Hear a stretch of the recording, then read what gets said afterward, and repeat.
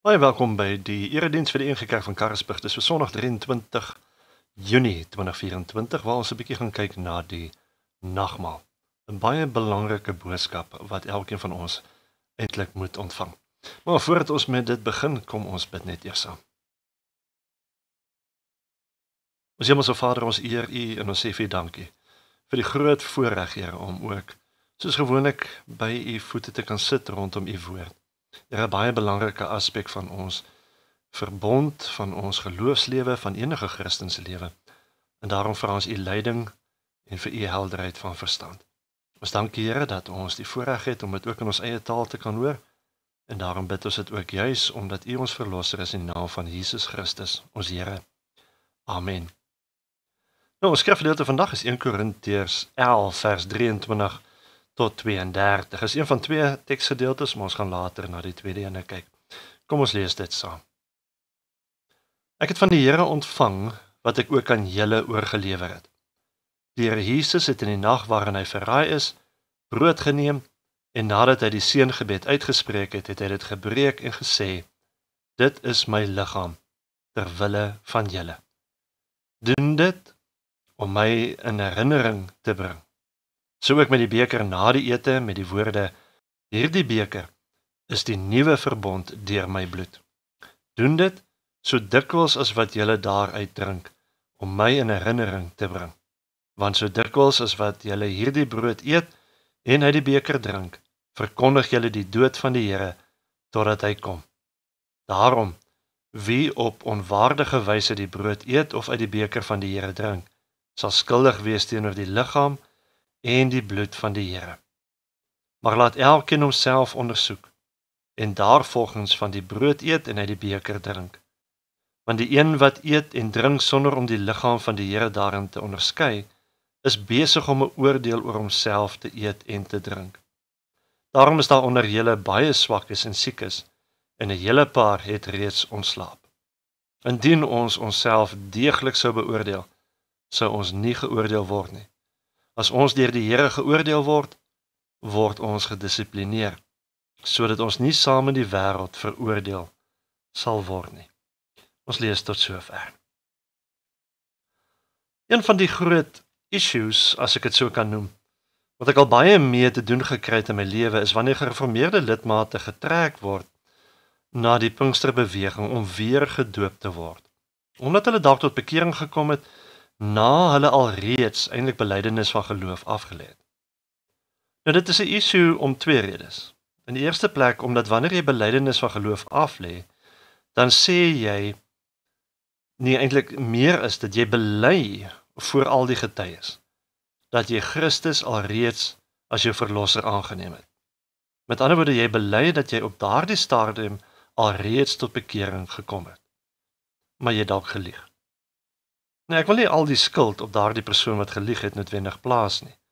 Al is daar 'n groot element van selfverantwoordelikheid wanneer jy belydenis aflê, want in die verlede het ons stelsel baie groepsdruk juis op kinders geplaas om belydenis af te lê, of hulle al reg was om dit te doen of nie. Want as jy dit nie doen nie, dan sou dit 'n skande gewees het. Maar die punt is dat belydenisaflegging dus nie ernstig opgeneem is vir wat dit veronderstel was om te wees nie. Die tweede rede hoekom dit 'n issue is omdat hierdie gereformeerde mense wat nou eers later tot bekering kom, nou na iets soek wat kan dien as 'n teken dat hulle nou 'n nuwe lewe het omdat hulle skoon gewas is deur die bloed van Jesus. En dan word hulle dus maklik ooreed om weer gedoop te word as groot mense. Let wel op my woordkeuse. Ek praat nie van groot doop nie, want ons het geen probleem met groot doop nie. Ons doop ook mense groot. Die probleem is weer doop. Nou, ek gaan nie vandag aandag gee aan die probleem van weer doop nie, want ons het al daarna gekyk toe ons gepraat het oor die doop. Maar om die issue beter te verstaan, moet ons verstaan dat hierdie twee redes wat ek genoem het, baie sterk met mekaar te doen het. En uitspruit uit 'n gebrek aan kennis oor wat die nagmaal beteken.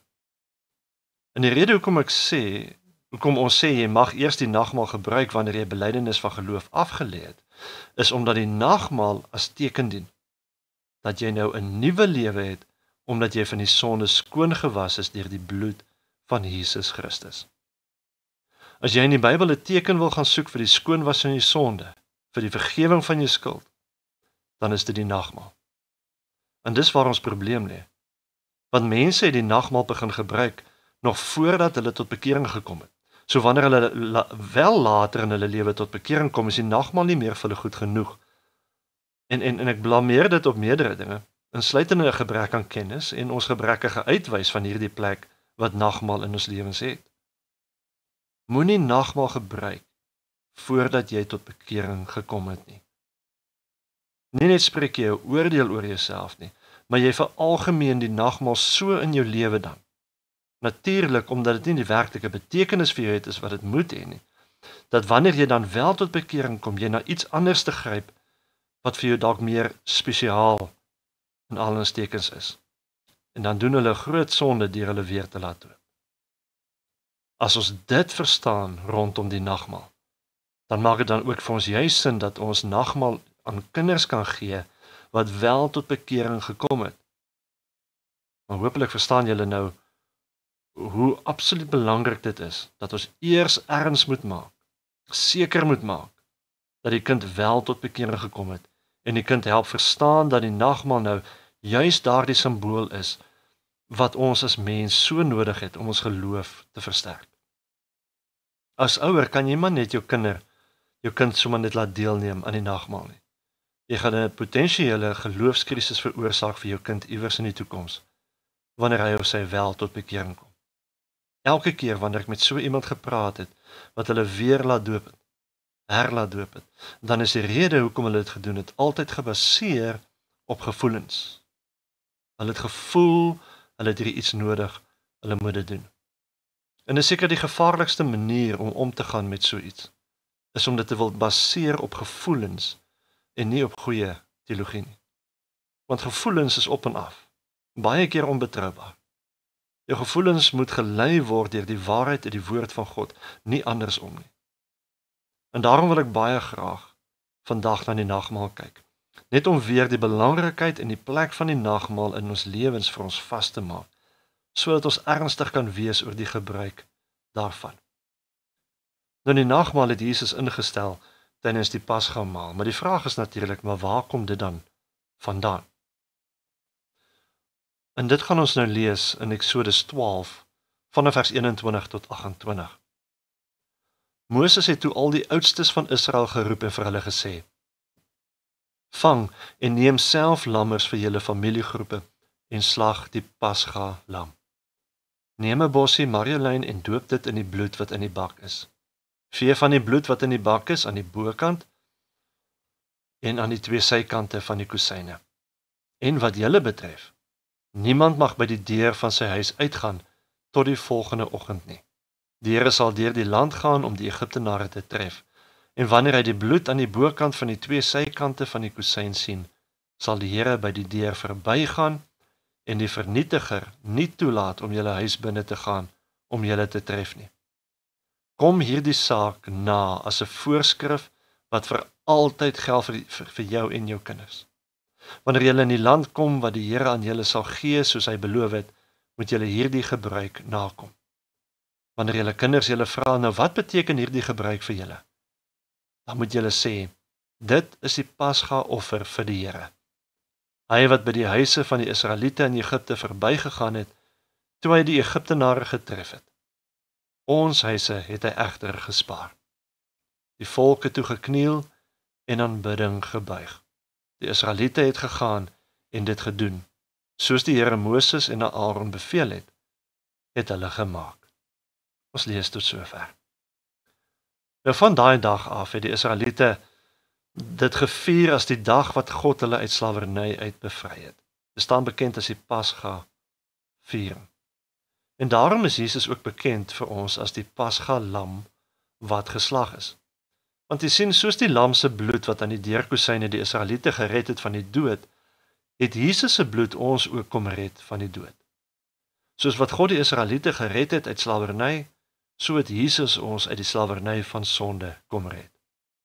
En daarom het Jesus die nagmaal ingestel tydens Pasga, wat ons dan kan gebruik, die brood as sy liggaam en die wyn as sy bloed. Nou die nagmaal is in sy hele wese 'n verbondsmaaltyd. Nou wat beteken 'n verbondsmaaltyd? 'n Verbond is amper soos 'n baie belangrike ooreenkoms of 'n verbintenis wat nie verbreek mag word nie.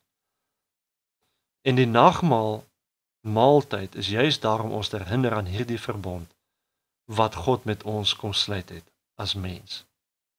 Let wel, God het dit met ons as mens kom sluit. Waar hy vir ons kom sê het, ek wil vir julle 'n God wees en ek wil hê julle moet vir my 'n volk wees. En daarom wil ek graag 5 dinge met julle deel oor wat die betekenis daarom vir ons vandag van die nagmaal is. Ten eerste is die nagmaal daar sodat ons onsself aan sekere dinge kan herinner. En dis hoekom Jesus sê ons moet dit gebruik tot sy gedagtenis. So wat moet ons dan alles onthou? Wel in die eerste en die belangrikste plek moet ons die dood van Jesus onthou. Elke keer wanneer ek die nagmaal gebruik, dan moet ek dink aan Jesus wat vir my gesterf het. Ek moet in my gedagtes sien hoe hy sy lewe vir my en vir jou afgelê het, hoe dat hy gepynig is en hoe hy gesterf het daar in die kruis. Soos 'n roos wat op die grond lê en almal dit vertrap sonder om kennis daarvan te neem. Ek moet onthou hoe Jesus daar aan die kruis gehang het sonder God. Van God verlaat het toe hy uitgeroep het, my God, waarom het U my verlaat? En Jesus moes so voel. En hy moes dit deurgaan sodat ons as sy kinders nooit deur God verlaat hoef te word nie. Sodat ek nooit sonder God hoef te wees nie. So elke keer wanneer ons die nagmaal gebruik, word ons hieraan herinner. Ons moet letterlik daaraan dink en dit onthou. Andersins is die nagmaal vir ons ook egter 'n waarborg. Mense sê ons baie keer sien is glo en so seker as wat ons hierdie brood en die wyn kan sien, so seker as wat jy daarin kan vat en dit proe, so seker kan ons weet dat Jesus vir my sondes gesterf het. Dit beteken natuurlik dat wanneer ek deel is van Jesus, dat al my sondes ten volle betaal is. Alles wat ek en jy verkeerd gedoen het, alles wat ek en jy nog steeds verkeerd doen en dalk nog ooit verkeerd gaan doen, het hy alles voor klaar betaal. Dit is amper asof ek self met ander woorde aan die kruis gehang het, asof dit ek self was wat gesterf het en so betaal het vir alles wat ek verkeerd gedoen het in my lewe. Dit beteken dat ek met ander woorde nou skoon voor God kan staan as 'n heilige. En wanneer ek my hart vir die Here gegee het en ons die nagmaal gebruik, is dit 'n waarborg, 'n definitiewe feit dat dit so is. Nie omdat my emosies vir my so sê nie, maar omdat ek dit in die tekens van die nagmaal kan sien en beleef. Wanneer ek die nagmaal gebruik, is dit 'n duidelike teken dat die bloed van Jesus my skoon gewas het en 'n nuwe lewe kom gee het. Dit is 'n waarborg dat dit waar is. Die nagmaal is in die derde plek ook 'n geleentheid waar ons met die Here en met mekaar net iets kan deel. Kyk, ons word nie net aan Jesus verbind deur die nagmaal nie, maar ons word ook aan almal wat nagmaal gebruik verbind. Daarom skryf Paulus in 1 Korintiërs 10 vers 17 wat hy sê, omdat dit een brood is ons almal een liggaam, want ons het almal deel aan die een brood. Ons het met ander woorde almal deel aan Christus. En dit is wat ons deel aan al die ander Christene in die wêreld. Dit is wat ons mekaar bind, dat ons saam dis die familie van God kan wees. Die Bybel noem 2 dinge wat ons as Christene in gemeen het en wat ons basies aan mekaar bind. Die een is dieselfde Heilige Gees wat in elkeen van ons is en die ander een is die nagmaal wat ons almal aan deel het. Mense sou seker ander dinge ook sou kon sê, soos byvoorbeeld die doop wat 'n mens graag sou wou insluit, maar die Bybel verwys net na hierdie 2 dinge as iets wat ons saambind in eenheid as liggaam van Christus. En tog kry mense die gevoel dat die kerk nie hierdie eenheid werklik so ernstig opneem op grondvlak nie, en daarom mis ons as ware die volheid van Christus. Maar ten vierde vertel die nagmaal ons ook wat ons verwag van die toekoms.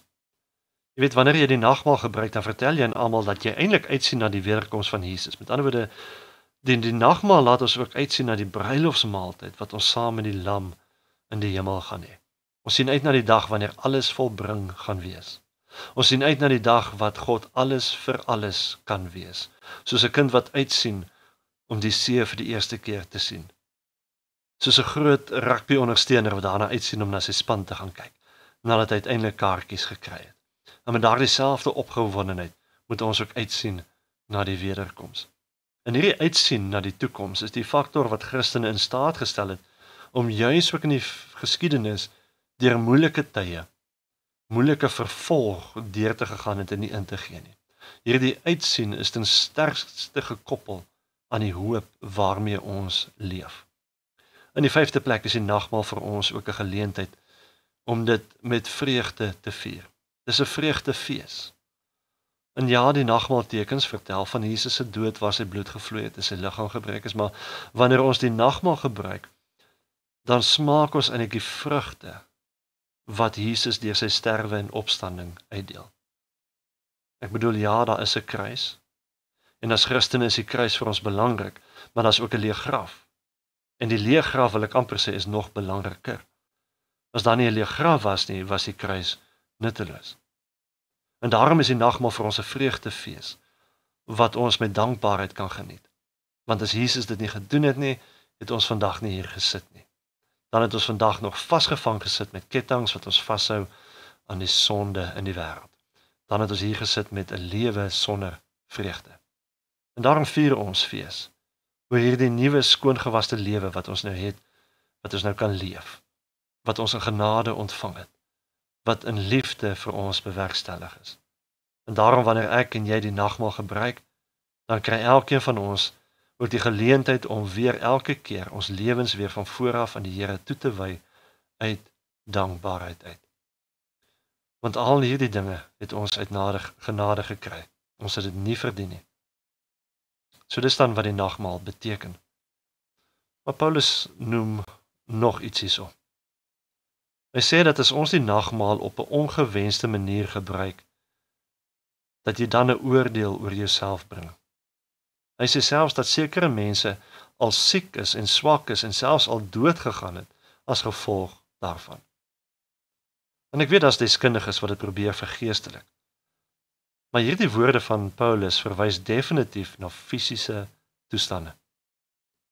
Paulus se ervaring in geestelike oorlogvoering was dat baie mense siek geraak het omdat mense 'n oordeel op hulle self geplaas het deur die nagmaal verkeerd te gebruik. Fisiese toestande wat deur geestelike dinge veroorsaak word. Met ander woorde, ons moet hierdie waarskuwing van Paulus ernstig opneem. En daarom wil ek nou hê dat u elkeen weer sal dink aan wat die nagmaal beteken. Maar dit daarom ook by die Here sal uitkom in enige sake wat tussen jou en God dalk nog nie reg is nie. As jy nog nie tot bekering gekom het nie, moenie uitstel nie. Gebruik die geleentheid. Enige saak wat dalk nog, wat jy weet nog nie opgelos is nie. Sondes wat jy dalk nog nie bely het nie. Maar dat jy by God sal uitkom en die saak sal regmaak. Ek dink iets wat ons in die moderne tyd verloor het, wat hulle altyd in die ou tyd gedoen het, voor 'n nagmaal, is om eers 'n voorbereidingsdiens te gehad het. So, spandeer so tyd met die Here, en dan moet jy jouself die vraag afvra, gaan ek maar weer die nagmaal gebruik omdat dit gewoonte is, en dalk eintlik so 'n oordeel oor myself bring, wanneer ek nog sake met iemand het, of gaan ek die nagmaal eers laat oorstaan, omdat ek nog dinge het wat ek eers moet uitsorteer. Gaan ek dit maar net weer ligtelik gebruik? Of gaan ek verstaan dat dit juis daar is om my geloof te kon versterk as 'n verteken van Jesus se verlossingswerk? Amen. Kom ons bid saam. Dankie Hemelse Vader vir hierdie groot wysheid wat ons ook uit u woord uit kry. Dat ons kan verstaan, Here, dat u vir ons gesterf het, 'n nuwe lewe bewerkstellig het. Dat u bloed ons sonde skuld kom skoon was het, dat er absoluut niks meer van oor is nie. En dis 'n voorreg waarop ons met dankbaarheid kan reageer. En daarom, Here, mag elkeen van ons se lewens 'n dankbaarheidslied wees wat opstyg na u woning. Mag ons u daardeur vereer en so vashou aan die nagmaal en die regte verstaan daarvan, dat ons geloof daardeur versterk word. En dit bid ons in Jesus Christus se naam. Amen. Ontvang nou ook die seën van die Here. Mag die Here u gebede verhoor. Mag die Here u seën met sy liefde. Mag hy by u staan in tye van nood en saam met u jubel in tye van blydskap. So gaan dan nou heen en leef in vreugde. Amen.